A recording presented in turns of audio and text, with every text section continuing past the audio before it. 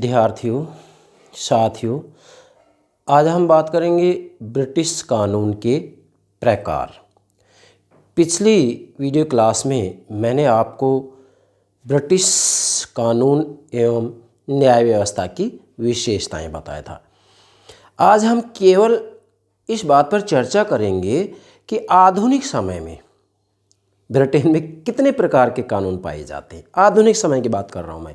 आधुनिक समय में ब्रिटेन में कितने प्रकार के कानून पाए जाते हैं, मतलब कानूनों को कितने भागों में विभाजित किया जा सकता है। इससे संबंधित प्रश्न भी किसी न किसी रूप में प्रत्येक प्रकार की प्रतियोगिता परीक्षा में अवश्य ही पूछा जाता है। तो डियर स्टूडेंट्स, किसकी बात करेंगे आज हम? ब्रिटेन में कानून के प्रकार। तो सर्वप्रथम प्रतिदिन जो हम एक लेक्चर हमारे YouTube चैनल पर अपलोड करते हैं उसकी जानकारी मेरी प्राणों से प्यारे विद्यार्थियों को हो सके, इसके लिए हमारे YouTube चैनल को सब्सक्राइब अवश्य कीजिए। आशा करता हूं आपने सब्सक्राइब कर दिया होगा। Thank you very much, thank you very much. ये स्टूडेंट्स, ब्रिटिश कानून के प्रकार देखो। वैसे सामान्य रूप में जब कानूनों के वर्गीकरण की बात आती है तो हम यहाँ पूरी दुनिया का संदर्भ लें तो इसका वर्गीकरण किया जाता है कि भाई राष्ट्रीय कानून, अंतर्राष्ट्रीय कानून। राष्ट्रीय कानून भी फौजदारी और दीवानी इन दो भागों में विभाजित किए जाते हैं। और यदि राजनीतिक विचारकों की बात की जाए तो जैसा कि संत थॉमस एक्विनास ने कानूनों को 4 प्रकार का बतलाया था: शाश्वत कानून, प्राकृतिक कानून, मानवीय कानून, दैवीय कानून। खैर, इस प्रकार से यदि हम वर्गीकरण करते हैं तो दुनिया भर के विद्वानों के द्वारा कानूनों के वर्गीकरण किए गए हैं। परंतु आज का जो हमारा विषय है वह केवल आधुनिक समय में ब्रिटेन में कितने प्रकार के कानून पाए जाते हैं, केवल इस बात की चर्चा की जाएगी। तो डियर स्टूडेंट्स, ध्यान दें, चूंकि ब्रिटेन का जो संविधान है विकसित है, अलिखित है, यस, तो डेफिनेटली ब्रिटेन में अभी भी सामान्य कानून और औचित्यपूर्ण कानून पाए जाते हैं जो कि अपने आप में असंहिताबद्ध रूप में हैं। ठीक है, मैंने कल की विशेषता में आपको ये बताया था कि भी ब्रिटेन में वास्तव में जब हम कानून और न्याय व्यवस्था की विशेषताओं का अध्ययन करते हैं तो वहाँ के जो कानून हैं वो असंहिताबद्ध रूप में भी हैं। ठीक है, संहिताबद्ध रूप में भी हैं, जैसे संसदीय कानून है, प्रदत्त व्यवस्थापन के द्वारा जो कानून बनाए जाते हैं वो संहिताबद्ध रूप में आते हैं, मतलब लिखित रूप में आते हैं, जिनका निर्माण किया जाता है। लेकिन भाई जब सामान्य कानून की बात आती है ना तो इनका क्या है, धीरे धीरे विकास हुआ है। तो ये बात आपको ध्यान में रखनी है कि वहाँ का संविधान वास्तव में एक विकसित संविधान है, अलिखित संविधान है, इसलिए वहाँ सामान्य कानून भी पाए जाते हैं, औचित्यपूर्ण कानून भी पाए जाते हैं। तो इसी बात को ध्यान में रखते हुए आप ये कहेंगे कि आधुनिक समय में ब्रिटेन में 4 प्रकार के कानून पाए जाते हैं। अर्थात आधुनिक समय में ब्रिटेन में सभी प्रकार के कानूनों को 4 भागों में विभाजित किया जा सकता है। जैसे सर्वप्रथम स्थान दिया जाएगा सामान्य कानूनों को, जिसको कि कॉमन लॉ कहा जाता है। सामान्य कानून पाए जाते हैं वहाँ, औचित्यपूर्ण कानून पाए जाते हैं वहाँ, और तीसरा है संसदीय कानून पाए जाते हैं, मतलब संसद के द्वारा निर्मित कानून, संसदीय कानून पाए जाते हैं, और चौथा है प्रदत्त व्यवस्थापन के आधार पर निर्मित कानून। तो आधुनिक समय में ब्रिटेन में कानून के कितने प्रकार मौजूद हैं? यस, 4। कौन कौन से? फिर से दोहरा रहा हूँ एक बार। सामान्य कानून, दूसरा है औचित्यपूर्ण कानून, तीसरा है संसदीय कानून, और चौथा है प्रदत्त व्यवस्थापन के आधार पर निर्मित कानून। यस, अब हम इन चारों की बातें क्रमबद्ध रूप में करेंगे जिससे कि मेरी प्राणों से प्यारे विद्यार्थी इनको ठीक से समझें। बहुत महत्वपूर्ण टॉपिक है आज का, ध्यान दें। मैंने यहाँ नोट भी कर दिया: सामान्य कानून, यस, औचित्यपूर्ण कानून, संसदीय कानून और प्रदत्त व्यवस्थापन आधारित कानून। इसमें सभी महत्वपूर्ण बातें मैंने नोट कर दी हैं और इनको एक एक को मैं समझाऊंगा। ध्यान दें, सबसे पहला जो कानून का प्रकार है ब्रिटेन में वह है सामान्य कानून, कॉमन लॉ। प्रारंभ में सामान्य कानून ही अस्तित्व में आए थे ब्रिटेन में। कैसे भाई? वास्तव में ब्रिटेन के अंतर्गत नॉर्मन तथा एंजीवन राजा से पहले ब्रिटेन में वास्तव में कानून के क्षेत्र में न्याय के क्षेत्र में अनेकता थी। विभिन्न प्रकार के कानून वहाँ पर मौजूद थे। किससे पहले? नॉर्मन तथा एंजियोन राजा से पहले। आप इसको नोट कीजिएगा, ये पृष्ठभूमि जब तक नहीं समझेंगे तब तक हम यहाँ तक नहीं पहुँच पाएंगे। और यदि आप इसको समझ रहे हैं तो क्रमबद्ध रूप में हम आगे बढ़ेंगे। इसलिए मैंने क्रमबद्ध रूप में ये चारों जो कानून है इनको नोट किया है। अव्यवस्थित रूप में नहीं, ये व्यवस्थित रूप में, क्रमबद्ध रूप में लेना है इनको। क्रमबद्ध रूप में ही आपको नोट करना है, क्रमबद्ध रूप में ही समझना है।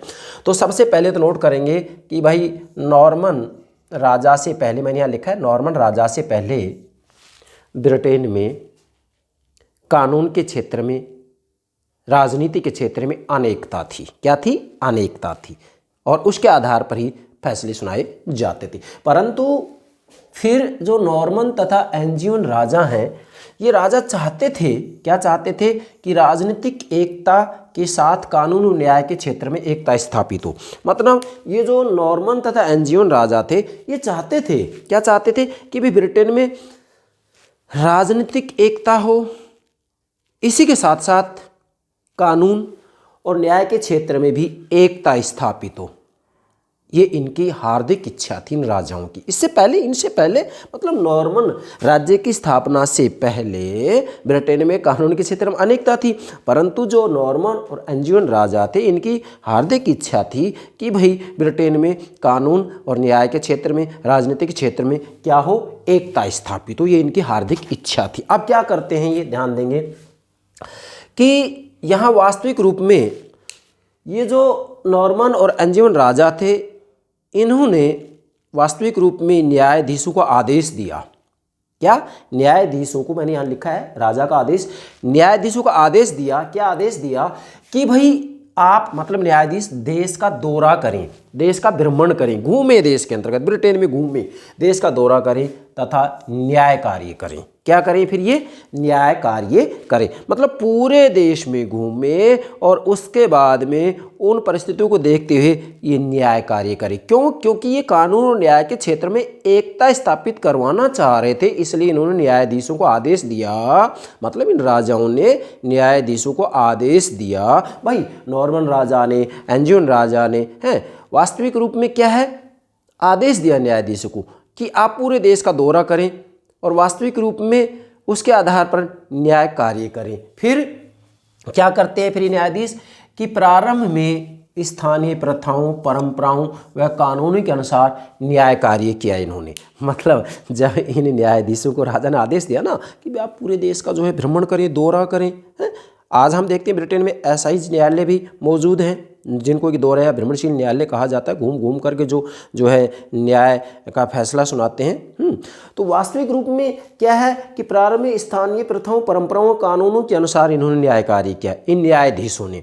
लेकिन इसके बाद में फिर धीरे धीरे जो न्यायाधीश हैं, इन न्यायाधीशों के द्वारा वास्तविक रूप में जो निर्मित कानून हैं, इन्होंने अपने जो फैसले सुनाए हैं, उन फैसलों के आधार पर ही जो कानून बने उनको निर्मित कानून कहा।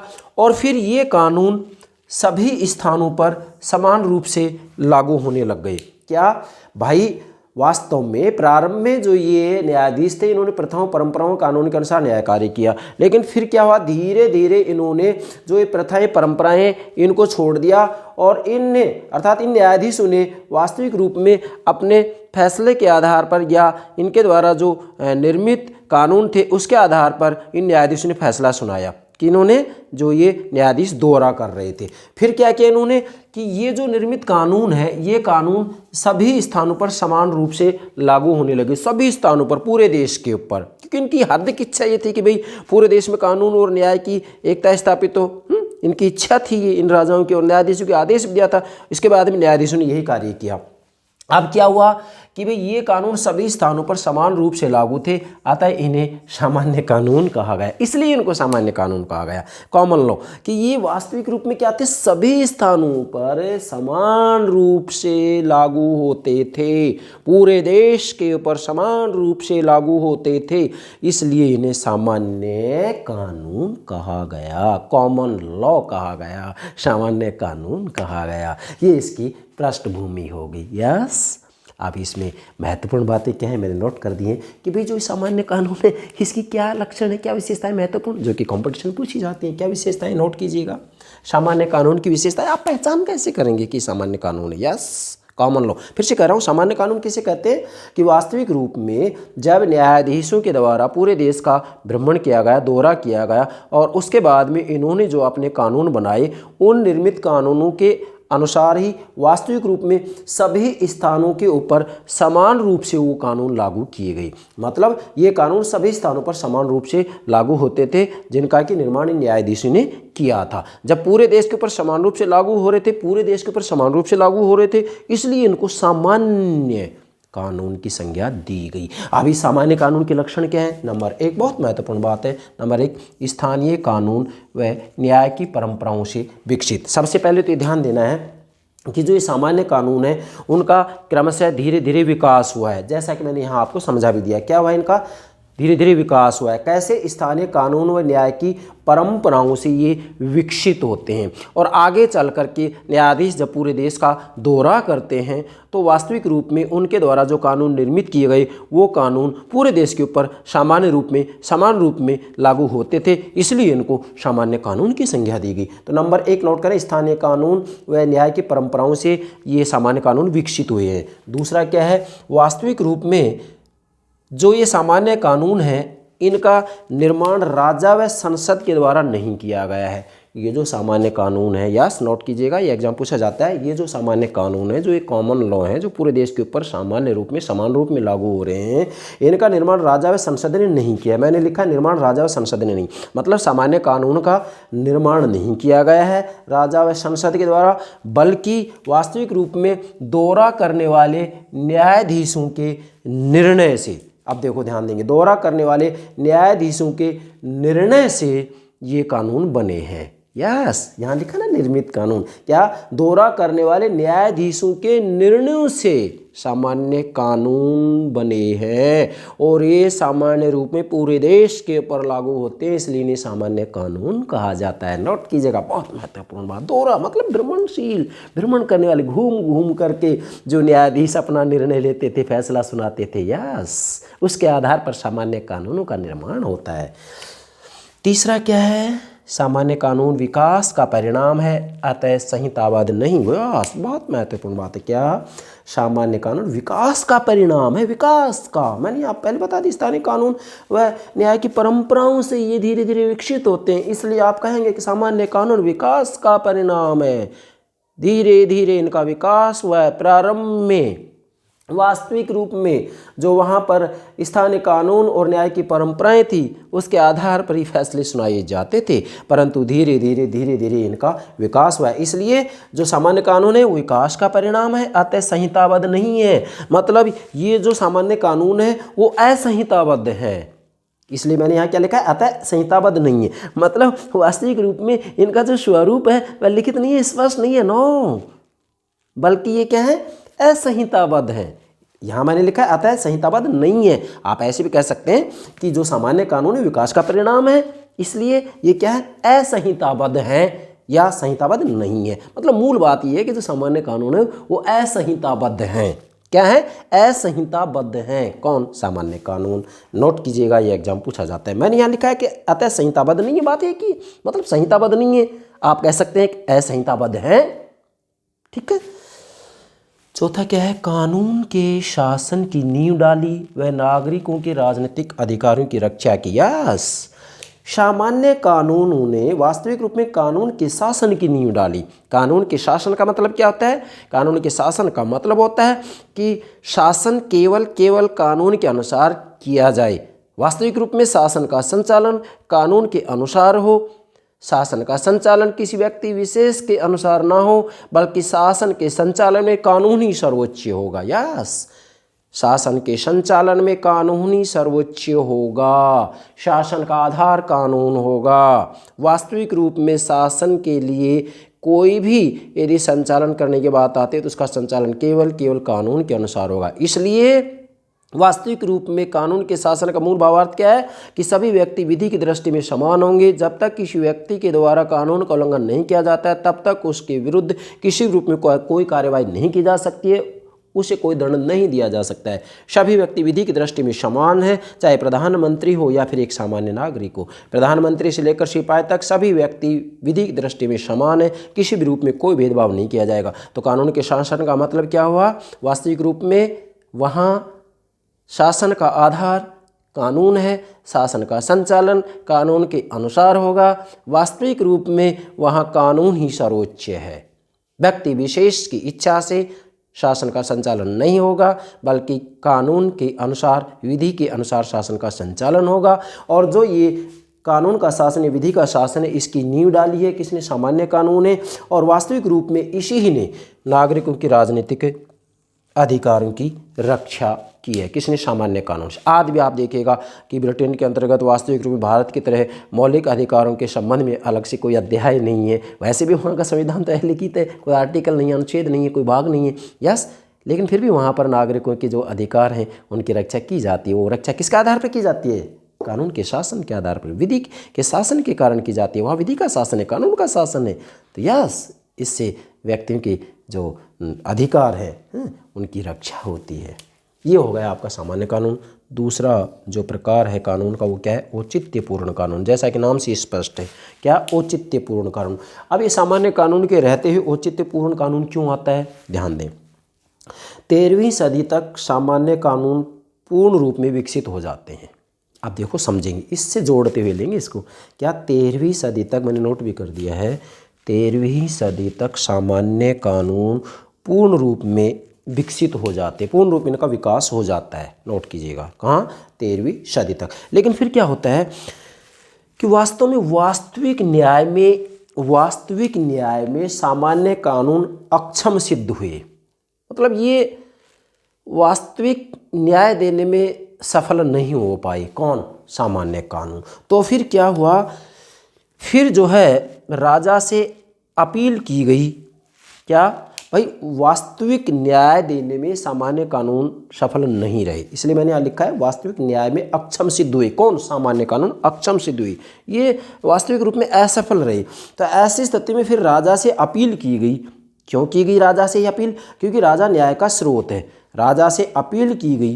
क्या अपील की गई? कि भाई वास्तविक रूप में जो है राजा ही फैसला सुनाए, क्योंकि सामान्य कानून के आधार पर वास्तविक न्याय की स्थापना नहीं हो पा रही थी। ऐसी स्थिति में वास्तविक रूप में जो जनसाधारण ने क्या? राजा से ही अपील की। अब इसमें क्या हुआ कि राजा से अपील की, क्योंकि राजा न्याय का स्रोत है, न्याय का स्रोत राजा को ही माना जाता है। फिर क्या हुआ कि प्रारंभ में राजा ने विवेक एवं औचित्य के आधार पर फैसले सुनाए।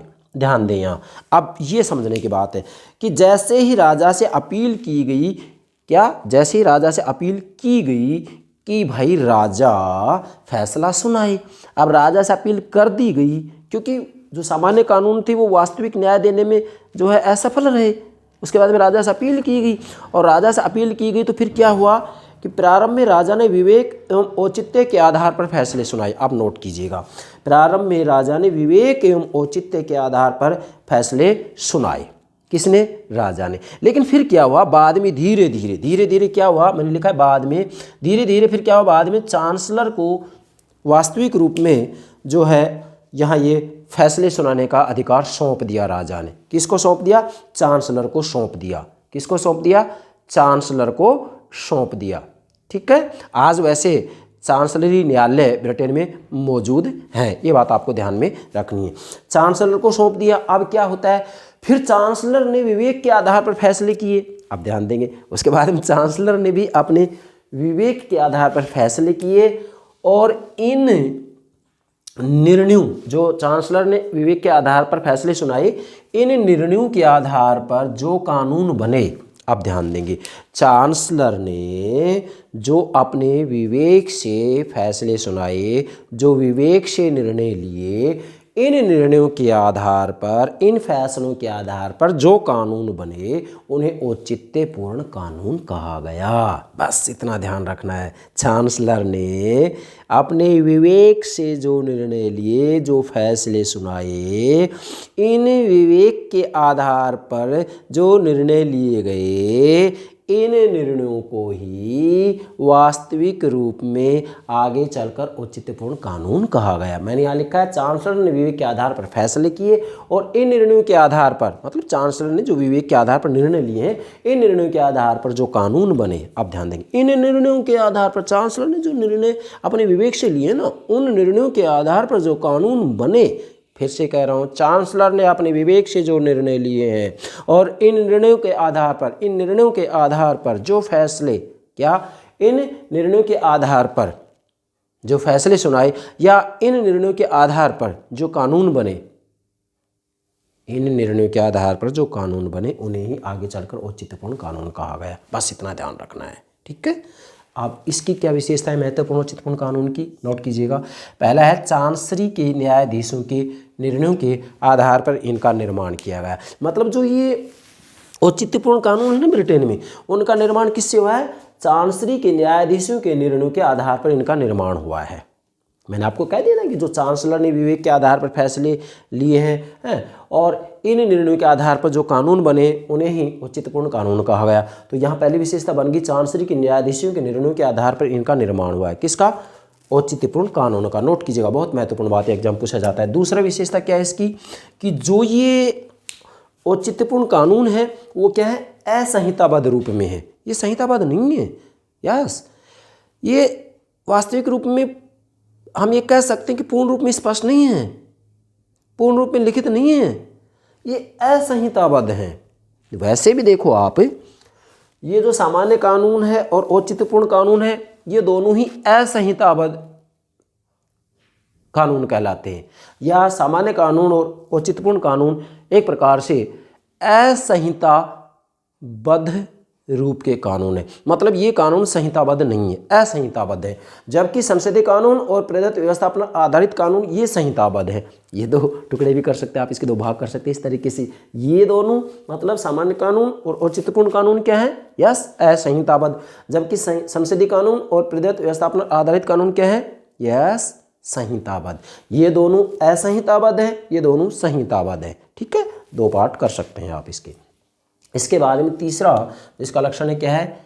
इस कानून का उद्देश्य, इस कानून का मतलब यस, औचित्यपूर्ण कानून। औचित्यपूर्ण कानून किसे कहते हैं? औचित्यपूर्ण कानून किसे कहते हैं? यस, फिर से दोहरा रहा हूँ मैं भाई, चांसलर के विवेक के आधार पर जो फैसले किए जाते हैं और उसके बाद में इन निर्णयों के आधार पर जो फैसले सुनाए, इन निर्णयों के आधार पर, इन फैसलों के आधार पर जो कानून बनते हैं उन्हें ही औचित्यपूर्ण कानून कहा जाता है। किसके? चांसलर के द्वारा जो निर्णय लिए गए हैं, इन निर्णयों या फैसलों के आधार पर जो कानून बने हैं उन्हें ही औचित्यपूर्ण कानून कहा जाता है। यस, तो इस कानून का उद्देश्य, मतलब औचित्यपूर्ण कानून का उद्देश्य सामान्य कानून की कमियों को समाप्त करना। बहुत महत्वपूर्ण बात है। अर्थात औचित्यपूर्ण कानून का उद्देश्य क्या है? सामान्य कानून की कमियों को दूर करना। क्यों? क्योंकि सामान्य कानून से वास्तविक न्याय करने में ये असफल रहे। वास्तविक न्याय में सामान्य कानून को सफलता नहीं मिली और इन कमियों को दूर किसके द्वारा किया गया? औचित्यपूर्ण कानून के द्वारा। इसलिए यहाँ मैंने नोट कर दिया है, इस कानून का उद्देश्य सामान्य कानून की कमियों को समाप्त करना है। ठीक है, आप देखो, अब यहाँ बहुत महत्वपूर्ण बात है इसी के बारे में, क्या कि वास्तव में जब हम सामान्य कानून और औचित्यपूर्ण कानून की तुलना करते हैं कि इन दोनों में से कौन श्रेष्ठ है, यस भाई, इन दोनों में औचित्यपूर्ण कानून श्रेष्ठ है। मतलब जब श्रेष्ठता की बात आती है ना सामान्य कानून और औचित्यपूर्ण कानून में, और फिर इनमें श्रेष्ठ कौन होगा दोनों में? अगर श्रेष्ठता की बात आती है तो वैसे भी देखो, मैंने इसलिए क्रमबद्ध रूप में इनको लिया है कि इसमें कमियां हैं। ये वास्तविक न्याय देने में सामान्य कानून सफल नहीं रहा, तो इसकी कमियों को किसने दूर किया? धीरे धीरे औचित्यपूर्ण कानून ने।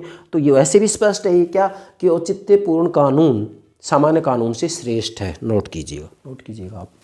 उसके बाद मैंने लिखा है यहाँ, ये तो हो गया औचित्यपूर्ण कानून श्रेष्ठ है। ठीक है, फिर क्या है? दोनों में विरोध होने पर, क्या दोनों में विरोध होने पर अगर मान लीजिएगा सामान्य कानून और औचित्यपूर्ण कानून में अंतर्विरोध हो जाता है, तो ऐसी स्थिति में, मतलब दोनों कानूनों में विरोध हो जाता है, अंतर्विरोध हो जाता है, तो ऐसी स्थिति में क्या होगा? ऐसी स्थिति मैंने यहाँ लिखा है, दोनों में विरोध होने पर इसे ही स्वीकारा जाता है। इसे मीन्स औचित्यपूर्ण कानून को ही स्वीकारा जाता है। उसी को स्वीकार किया जाएगा। यस, जब इन दोनों कानूनों में विरोध हो जाता है, अंतर विरोध हो जाता है, तो औचित्यपूर्ण कानून को ही स्वीकार किया जाता है। ठीक है, नोट कीजिएगा ये दोनों बात। किसी भी रूप में एग्जाम पूछा जा सकता है। दो कानून हो गए, कौन कौन सा? सामान्य कानून, औचित्यपूर्ण कानून। तीसरा कौन सा है? संसदीय कानून। जैसा कि नाम से स्पष्ट है क्या कि ब्रिटेन में संसद के द्वारा जो निर्मित कानून होते हैं, संसद के द्वारा जो कानून बनाए जाते हैं, संसद के अंतर्गत जो विधेयक प्रस्तुत किए जाते हैं और वो विधेयक पारित होने के बाद में किसका रूप धारण कर लेते हैं?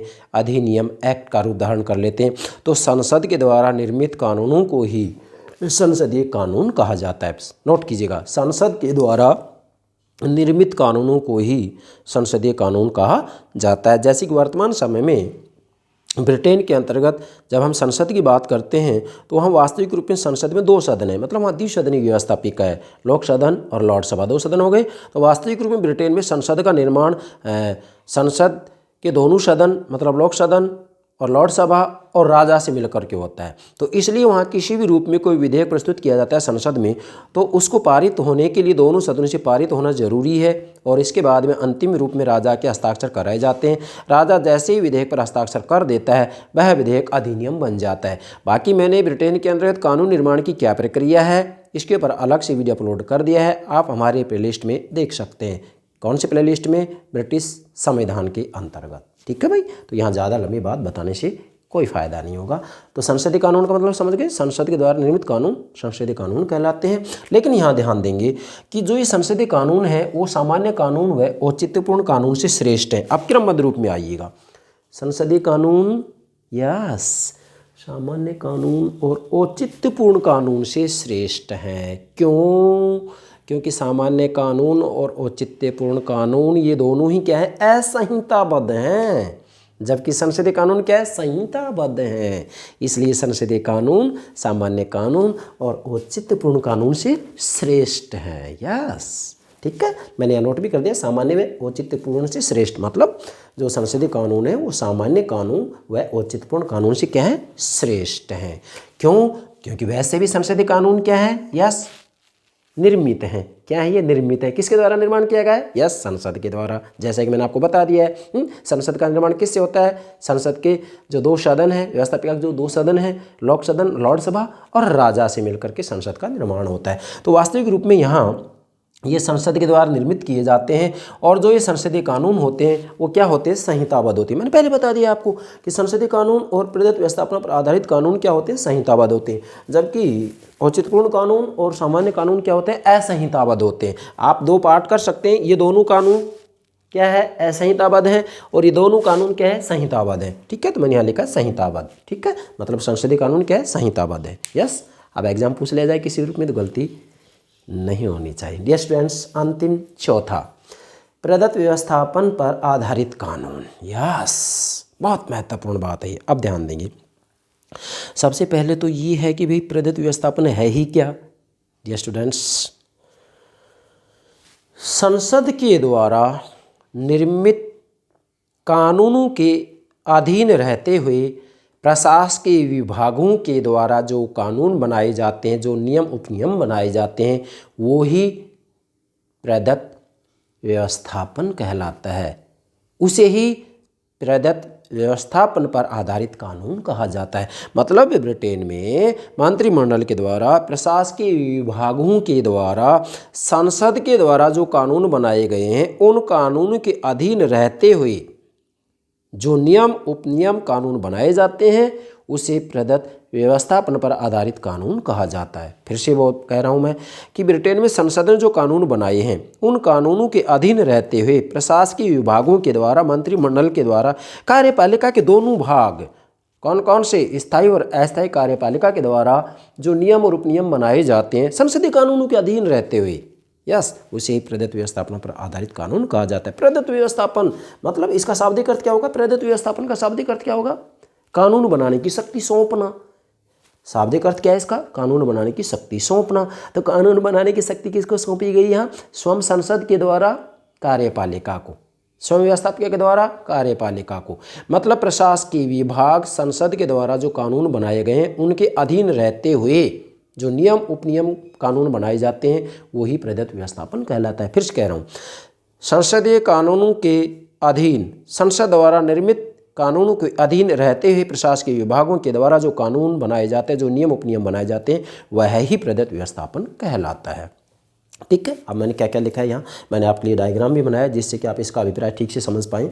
तो ध्यान दें, ब्रिटेन में क्या है, इसका एक मैं उदाहरण दे रहा हूँ प्रदत्त व्यवस्थापन पर आधारित कानून का, कि ब्रिटेन के अंतर्गत जैसे हम यातायात विभाग की बात करें, मैंने कहा प्रशासकीय विभागों के द्वारा जो नियम उपनियम बनाए जाते हैं, संसद ये कानूनों के अधीन रहते हुए, संसद के द्वारा निर्मित कानून के अधीन रहते हुए प्रशासकीय विभागों के द्वारा जो नियम उपनियम बनाए जाते हैं, जो कानून बनाए जाते हैं, वो ही प्रदत्त व्यवस्थापन पर आधारित कानून होते हैं। तो इसका उदाहरण जैसे यातायात विभाग है तो प्रशासकीय विभाग हो गया। तो अब यातायात विभाग ने जो कानून बनाए हैं संसद के द्वारा निर्मित कानूनों के अधीन रहते हुए, ये नहीं है कि भाई प्रशासकीय विभाग ही कानून का निर्माण करे, नो, संसद पहले कानून का मोटा मोटा प्रारूप तैयार कर देगी और उसके अधीन रहते हुए प्रशासकीय विभागों के द्वारा नियम उपनियम बनाए जाते हैं। तो यातायात विभाग के जो कानून हैं उनको वास्तविक रूप में जो यातायात न्यायालय है उस यातायात न्यायालय के द्वारा फैसले सुनाए जाते हैं। अब इसमें क्या है कि जो ये प्रदत्त व्यवस्थापन पर आधारित कानून है वो व्यवहारिक दृष्टि से ही कानून है, शुद्ध तकनीकी दृष्टि से ये कानून नहीं है। मतलब प्रदत्त व्यवस्थापन पर आधारित जो कानून बनाए गए हैं वो शुद्ध तकनीकी दृष्टि से कानून नहीं है, ये सर्वोच्च कानून नहीं है, बल्कि ये केवल व्यवहारिक दृष्टि से ही कानून है। क्यों? क्योंकि वास्तविक रूप में कानूनों का निर्माण संसद के द्वारा किया जाता है और संसद ने जो कानून बनाए उन कानूनों के अधीन रहते प्रशासकीय विभाग अपने नियम उपनियम बनाए, इसलिए ये शक्ति सौंप दी जाती है संसद के द्वारा कार्यपालिका को या प्रशासकीय विभागों को। क्यों? क्योंकि संसद पर कार्यभार बहुत ज़्यादा होता है, इसलिए स्वयं व्यवस्थापिका या संसद ये चाहती है कि भाई हमारा कार्यभार हल्का हो। इसलिए संसद का कहना यह है कि भाई हमने जो कानून बनाए उन कानूनों के अधीन रहते हुए प्रशासकीय विभाग निर्णय ले सकते हैं, नियम उपनियम बना सकते हैं, मंत्रिमंडल निर्णय ले सकता है, नियम उपनियम बना सकता है। इसे ही प्रदत्त व्यवस्थापन कहा गया। क्यों? क्योंकि व्यवस्थापिका ने कार्यपालिका को कुछ क्षेत्रों में नियम उपनियम बनाने की जो शक्ति सौंप दी है उस सौंपी गई शक्ति को ही प्रदत्त व्यवस्थापन या हस्तांतरित विधान कहा जाता है। समझ गए इसका मतलब? यस।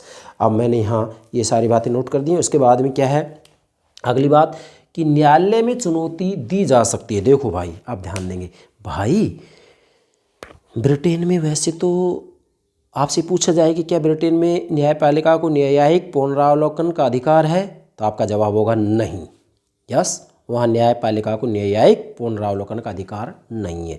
परंतु ये बात समझने की है कि संसद के द्वारा जो कानून बनाए गए हैं उनकी व्याख्या ब्रिटेन में न्यायपालिका नहीं कर सकती है। क्यों? क्योंकि ब्रिटेन में संसद की संप्रभुता के सिद्धांत को अपनाया गया है, अर्थात ब्रिटेन की संसद किसी भी विषय पर किसी प्रकार का कानून बनाए, वहाँ की न्यायपालिका संसद के द्वारा बनाए गए कानूनों को अमान्य, असंवैधानिक, अवैधानिक घोषित नहीं कर सकती है। ठीक है, मतलब संसद के द्वारा बनाए गए कानूनों को न्यायपालिका रोक नहीं सकती है। क्लियर है ये बात, क्योंकि संसद की संप्रभुता है, वहाँ पर न्यायपालिका को न्यायिक पुनरावलोकन का अधिकार नहीं है। लेकिन यहाँ मैंने लिखा न्यायालय में चुनौती दी जा सकती है। मतलब जो ये प्रदत्त व्यवस्थापन पर आधारित कानून है भाई, प्रशासकीय विभागों के द्वारा जो नियम उपनियम बनाए गए, जो कानून बनाए गए संसदीय कानूनों के अधीन रहते हुए, तो वास्तविक रूप में प्रशासकीय विभागों ने जो कानून बनाए हैं, जो नियम उपनियम बनाए हैं, उनको न्यायालय में चुनौती दी जा सकती है। तो इसका मतलब क्या होगा कि प्रदत्त व्यवस्थापन पर आधारित कानूनों की न्यायपालिका के द्वारा व्याख्या समीक्षा की जा सकती है। अर्थात ब्रिटेन में न्यायपालिका को प्रदत्त व्यवस्थापन के क्षेत्र में न्यायिक पुनरावलोकन की शक्ति प्राप्त है। क्या कहा है मैंने? ब्रिटेन में प्रदत्त व्यवस्थापन पर आधारित कानूनों की न्यायपालिका के द्वारा व्याख्या समीक्षा की जा सकती है। अतः आप ये कहेंगे कि ब्रिटेन के अंतर्गत न्यायपालिका को प्रदत्त व्यवस्थापन के आधार पर जो कानून बनाए गए हैं उनकी जो है व्याख्या समीक्षा की जा सकती है। इसलिए प्रदत्त व्यवस्थापन के क्षेत्र में न्यायपालिका को न्यायिक पुनरावलोकन का अधिकार प्राप्त है, जबकि संसदीय कानून के क्षेत्र में न्यायपालिका को न्यायिक पुनरावलोकन की शक्ति प्राप्त नहीं है। फिर कह रहा हूँ, जबकि प्रदत्त व्यवस्थापन के क्षेत्र में न्यायपालिका को न्यायिक पुनरावलोकन की शक्ति प्राप्त है, इसलिए मैंने यहाँ लिखा है न्यायालय में चुनौती दी जा सकती है। किसको?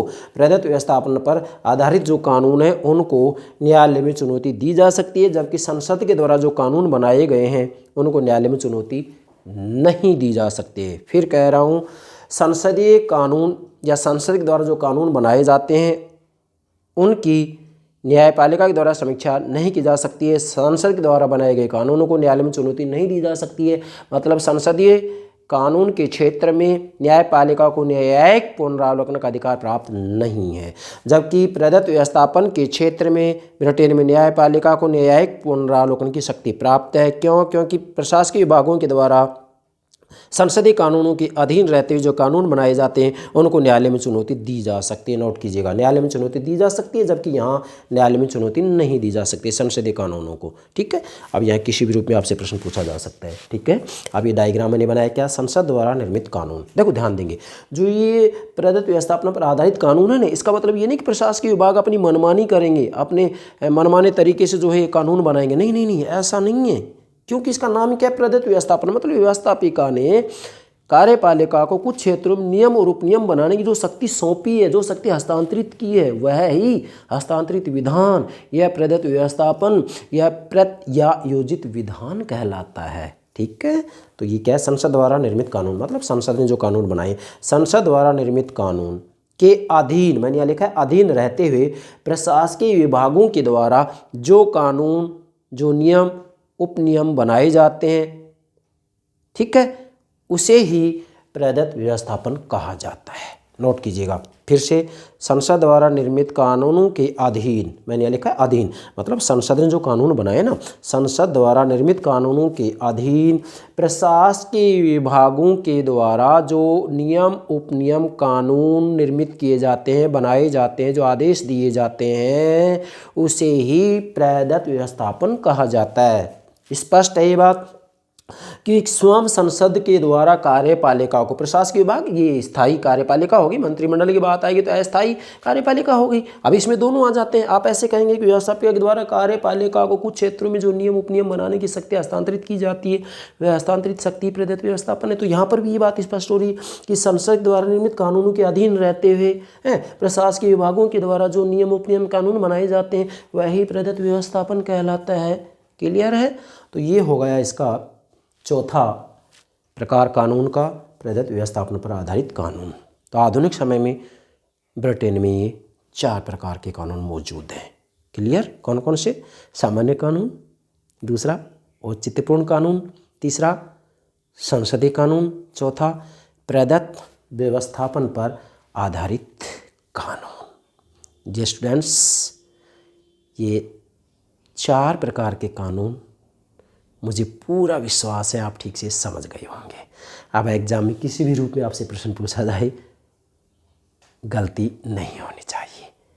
इसके बाद में अगला जो हमारा लेक्चर होगा, मैंने पिछली क्लास में आपको कहा था, जब ब्रिटेन में कानून और न्याय व्यवस्था की विशेषताएं समझाई थी, तो अंतिम जो विशेषता आई थी, क्या विशेषता थी? अंतिम 11वीं विशेषता कि ब्रिटेन में न्यायालयों का जो संगठन है वो एक जैसा नहीं है, एक समान नहीं है, बल्कि न्यायालयों के संगठन में वहाँ विभिन्नता है। क्या है? विभिन्नता है। तो उस न्यायालय के संगठन में जो विभिन्नता है, उस विभिन्नता के ऊपर मैंने संकेत किया था कि भी इसके ऊपर हम अलग से एक लेक्चर तैयार कर हमारे YouTube चैनल पर अपलोड करेंगे।